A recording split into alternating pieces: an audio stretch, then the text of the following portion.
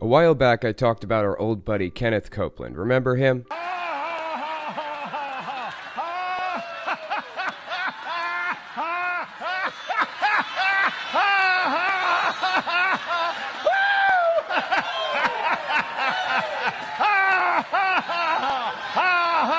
Well, apparently he lost his TV show to a younger, cooler televangelist. It was only a matter of time, so he started his own network. And on his network, there's a show called Flashpoint. And on that show, none other than Dog the Bounty Hunter made an appearance. Remember this guy? I'm known for, taking the bad guy, the devil's herd, putting him in the back of my car while in custody and pouring Jesus down their throat. Why are all these ultra right-wing Jesus freaks orange? I don't understand. Is it intentional? Is it a spray tan type of situation? They certainly have enough money to afford a real tan from a beach. Why go the spray tan route? Anyways, Dog the Bounty Hunter had some odd shit to say to us, so let's give it a look. Let's get into it.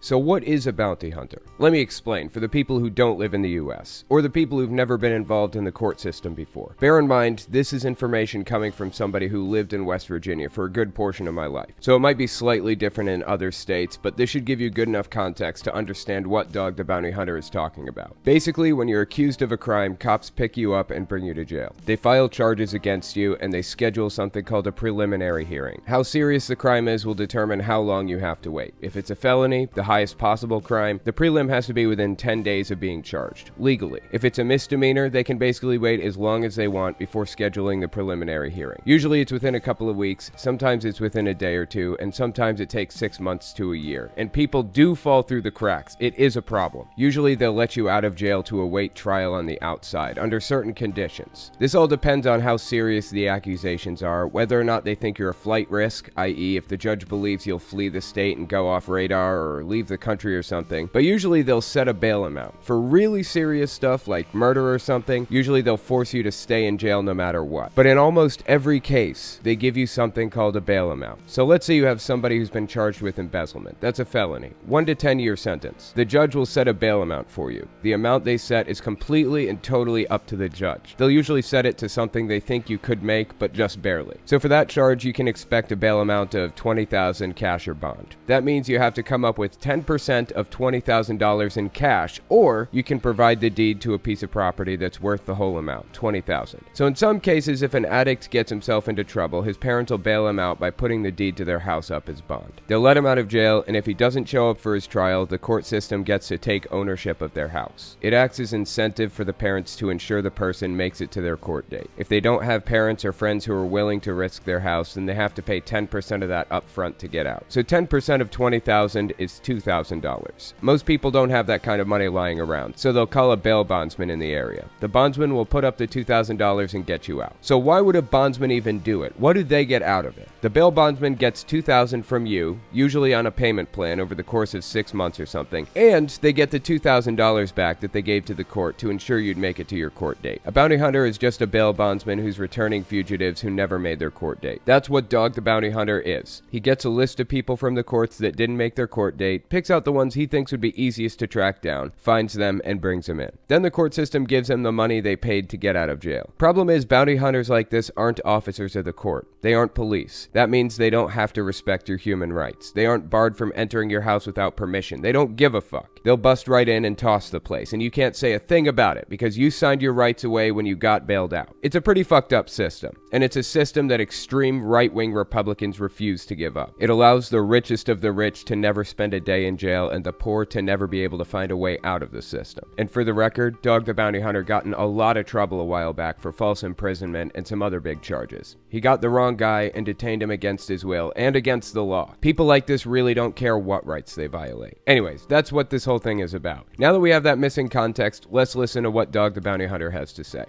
So I asked the Lord the other day, is this the way that I should go now? Am I going to go into all this full blast?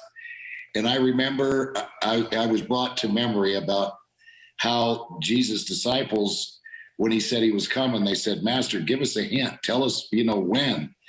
And Jesus said, okay, I'll give you some hints. And he did. And he said, and the last thing that shall happen is knowledge shall abound.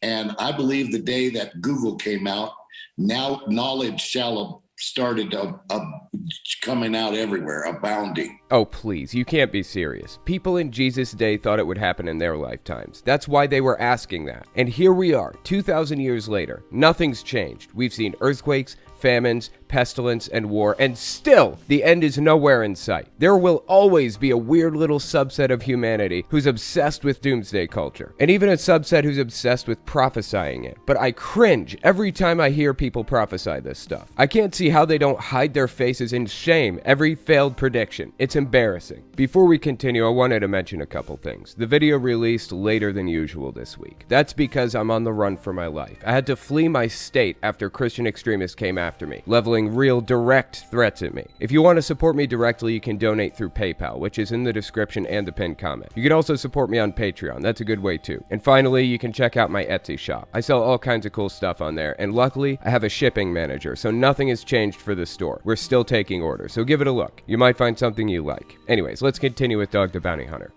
And the Bible says, in those last days, which we are now, I will pour out my spirit upon all flesh. Well, here I am, all flesh. And I'm telling you, the spirit is being poured out on me and my girl. Amen. And all across the world right now. There are miracles happening. I walk everywhere I go. There isn't people. I love your show, dog. It's I love Jesus too, dog. Dog, would you pray for me? My mother's died.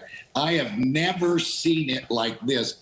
You can be proud now to be a Christian. Wow, that's a change of tune. Ignoring all the nonsense in the very beginning, I find it particularly interesting that Christian extremists are finally admitting that Christianity isn't a minority group in the US. I mean, it never was, but the fact that they're admitting it is a pretty big deal. How do they square that with their persecution complex? Convinced that the evil atheists are out to get them. Like in my current situation, Christians in my little town are convinced that I'm persecuting them by holding the school board's feet to the fire, forcing them to follow the law. But as Franklin Leonard said, when you're accustomed to privilege, equality feels like oppression. Or my own twist on it. When you're accustomed to supremacy, equality feels like oppression. Personally, I don't want Muslim school teachers using their platform as a teacher to teach my kid in class that you can't have morals and values without Islam. I don't want atheists teaching my kid you can't have morals and values if you're religious. I don't want Christian teachers teaching my kid you can't have morals and values if you aren't Christian. But people don't see past the fucking nose on their faces. All they care about is supremacy. That's all they've ever cared about. So now that Dog the Bounty Hunter has admitted that Christianity is the majority religion in the US and that they have a lot of points of privilege or supremacy, can we give up on the Persecution Act? After Dog the Bounty Hunter came on the show and gave his thoughts, a pastor and self-proclaimed prophet known as Hank Kunneman came out and expressed some interesting opinions of his own. Let's give it a listen. God is not going to ignore what happened in 2020, November 3rd of our election. The enemy wants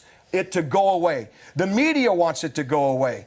Those that are in the circus house wants it to go away. But God is not going to rest. Now, why is Dog here tonight? Because I believe there's a spiritual bounty by the hand of God that is over those that have done injustice. What? Okay, let me get this straight. So God set up a bail system similar to the US bail system, where God will put you in celestial prison awaiting celestial trial, but God will let you out of celestial prison if you can pay him. And some people skipped celestial bail and are now celestial bounty. And on top of that, God recruited Dog the Bounty Hunter to bring the celestial fugitives to celestial justice. Is this sounding ridiculous to anybody else? Anybody? Is it just me? I believe there's a spiritual bounty by the hand of God that is over those that have done injustice.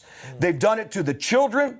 They've done it in the earth. They've done it concerning our government, our politics. They stole it. It was injustice. And there is a bounty that God has put over their head. And there is a great removal that is about to take place. Why can't God just bring them in himself? Isn't he all powerful? Why would God put a bounty on these people? This is honestly bizarre. What an odd thing to say. Is God all powerful or not? I mean, Hank Kunneman is sitting here telling us that people created injustice from the 2020 election. God is not going to ignore what happened in 2020, November 3rd of our election. Didn't pastors prophesy that God was taking the reins? He usually leaves it in our hands, but this time around, he's making the decisions for us. And the Lord, it was like, I'm really not interested in your all's vote this I'm doing it. I usually give you all that option.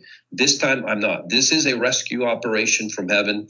And now you're telling me that God has recruited Dog the Bounty Hunter to clean up his mess. Seriously. Either God is a completely incompetent fool, or these guys are full of shit.